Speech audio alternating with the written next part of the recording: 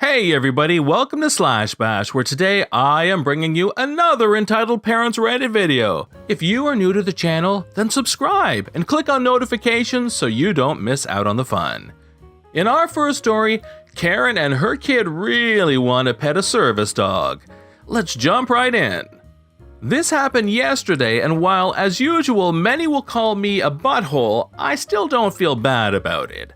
I'm on my way home from work and decide that I need to do my grocery shopping then because I'm exhausted and know I won't get out again once I get home. Important to note at this point, for those that don't know, I have a service dog in training, Sadie, that goes everywhere with me. So I was in the membership version of America's most popular store and browsing to see what groceries I'd need for the month when I hear the familiar high-pitched squeal of the increasingly common vagina banshee. Now this isn't an uncommon occurrence, as anyone who's seen my dog will tell you that she's absolutely adorable. Half Great Pyrenees, half Catahoula leopard dog, 7 months old and about 65 pounds. She knows better than to interact with people at this point, but she does do as she's trained as she sees the kid running up and puts herself between myself and the kid. Not really in a guard stance, but sideways between myself and the kid and touching the back of my leg so I know where the person is approaching from. In this case, I already knew, but I still turned around and gave her a treat. She's still learning after all. Told her to heel. She does as she's told, and the kid slows and comes to a stop now that I'm between him and Sadie. "Your dog is so cute, I want to pet it." "I'm sorry, but see the vest with the patches she's wearing? It says service dog, do not touch. That means she's working right now and can't be distracted." I don't really like kids much beyond my niece and nephew, so I'm not good at telling ages and didn't know if he could read. I figured he knew to obey signs though, so I thought if I told him what it said he'd understand. Nope. What's a service dog? She doesn't look busy. Just one pet. He's not being rude, just sounds more curious than anything, so I don't really mind explaining, and I notice a woman push a cart up behind him, so I assume she's his mom, and I feel a bit more relaxed about the situation. A service dog is a dog that helps people do things. There are all types of jobs dogs can do, but they can't be distracted because their owners need them to pay attention to only them in case something happens. But she's just sitting there right now. If she's not going to get back to work, you should let me pet her. Now at this point, I guess I should have noticed the "if she's not going to get back to work" red flag and guessed he was being raised by a Karen, but honestly, I've really only dealt with a few Karens in my life and didn't think much of it, just that he was a kid being annoying. I spoke to his mom. "Ma'am, could you please explain it to him? I don't have kids, so I'm not too good at this." I was admittedly probably sounding annoyed in all honesty, but I was still trying to be polite and I don't think I was being unreasonable here, but she seemed to take offense. "Why? He just wants to pet her. It's not a big deal, and he's been acting really good today and he deserves a treat. I don't see why you won't let him pet her." I'm definitely annoyed now. "Ma'am, she's a working dog, she shouldn't be distracted. I don't mean to be rude, but you're also not wearing masks, and the virus has been known to spread to dogs as well. I'd really prefer no one mess with her." We're in Texas, and I'm sure everyone has heard how poorly the state is handling the pandemic, but the majority of people still refuse to wear masks, and of all the shops I've been to, only one store still has a no mask, no entry rule. Shout out to Skechers, thanks for being proactive. "Oh, you're one of those people," insert eye roll. "Just let him pet the stupid dog so we can move on. The stupid virus is over with. Everything is open now." I think we're done here, and I just turn and walk off, keeping Sadie in my sight just in case. It should have ended there. She should have just told her kid I was a butthole or something and moved on. But if she did, I wouldn't be posting this. Instead, she leaves her cart behind, walks up behind me, and grabs my shoulder. It's at this point I should mention that I have Sadie because of my PTSD. Now usually it's controllable. I'm on meds to help with anxiety and I'm in therapy and don't usually have a problem. Hell, I even love music festivals and raves and have only had a problem one time, when I was trying to leave EDC early and got stopped at the gate because they were about to set off fireworks, and something about the bangs and being close enough to feel the vibrations of that many fireworks got to me. I guess with the quarantine being so recent and not having to worry about people randomly grabbing me and touching me and stuff, I'd kinda let my guard down a bit. I mean, hell, even someone rolling absolute balls at a rave usually asks before they hug you or something. This set me off though, and without even thinking, I grabbed her hand and spun around, twisting her arm and pushed as hard as I could, sending her sprawling to the ground.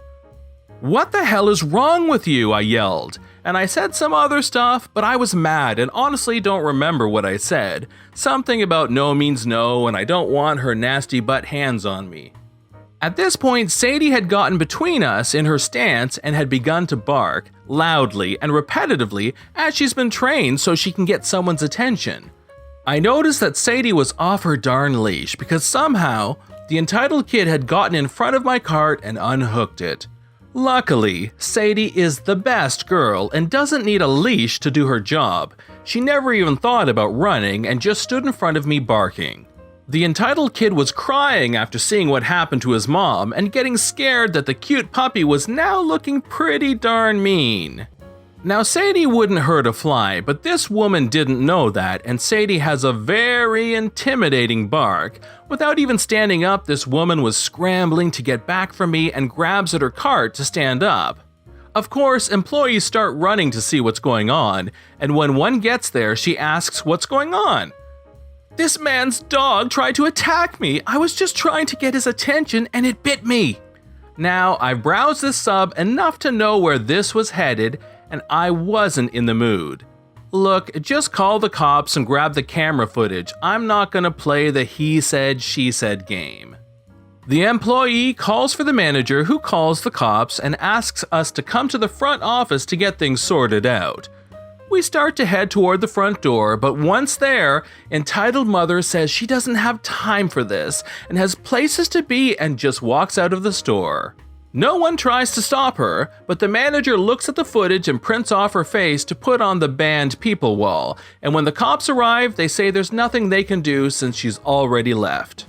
I got the employee discount for my food, which was nice, but left in a pretty bad mood because of the interaction. After getting home, I gave Sadie a small slab of steak for being such a good girl, and I just took a shower and went to bed. Didn't get anything done that I needed to, but it had been a long day and I was extra annoyed. So that's it. Sadly, no real repercussions for Karen other than maybe a bruise or two where she hit the tiles and a traumatized kid. But if this sub is any indication, Karens don't learn from stuff like that. Here's hoping the kid learned a thing or two at least. Story 2 shows us an entitled mother who turns her guest room into a nursery even though she is not allowed to see her grandchild. I am currently pregnant with my first child, and both my mom and stepdad have been terrible to me and my partner the entire time. They told us we would be unfit parents because we aren't married yet, legitimately screamed at my partner for knocking up their little girl even though we planned the pregnancy. I finally decided to cut contact with them a few months after I found out I was pregnant. Having a child can already be a stressful time, and having them around to make it worse was not something I was okay with. If they can't be nice to my partner, then they don't get to see our baby. Plus, they are the kind of people who don't wear masks in public and actively choose to be in large gatherings with no social distancing, so them seeing a newborn is out of the question. One day I sent my mom a very detailed email of why she is not allowed to be part of my life anymore and will not be seeing her grandchild. To make things even better, I also noted that we will be moving across the country shortly after she is born to be closer to other family members. So not only is she cut off, but we are literally moving far away and never coming back. She responds by showing up at our house at 11 p.m. screaming outside our door about how it is her baby and she deserves to be there for it. I tell her to flip off and eventually she leaves. Months go by and she will text me randomly asking about technical problems with her Wi-Fi router or something and needs help. Little things like that don't mean much to me, and I send her the info she needed. My cousin also had a virtual baby shower and sent my invitation to my mom's house accidentally, so my mom came by to give it to me.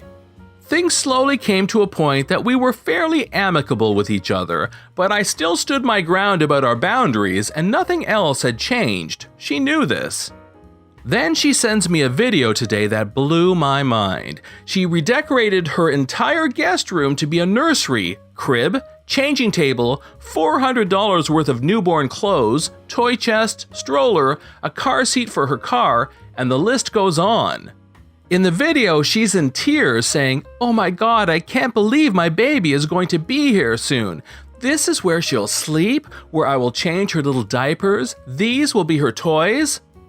Is she psychotic? Her baby? Sleeping and living at her house? What? So I call her up immediately and I reiterate that we are still moving across the country soon and that she will have no contact with the baby before that. Her response? "Oh, okay, we will see about that." I'm genuinely confused. What part of "you will have no contact with this baby" does she not understand, or thinks will change in the next few weeks when she is born? Is she planning on stealing her from us? I am at a loss for words. This has been John from Slash Bash. Thanks for watching. If you've enjoyed the video and want to see more of them, then please hit that subscribe button. We'd love for you to drop a like, share it with your friends, and we will see you in the next one.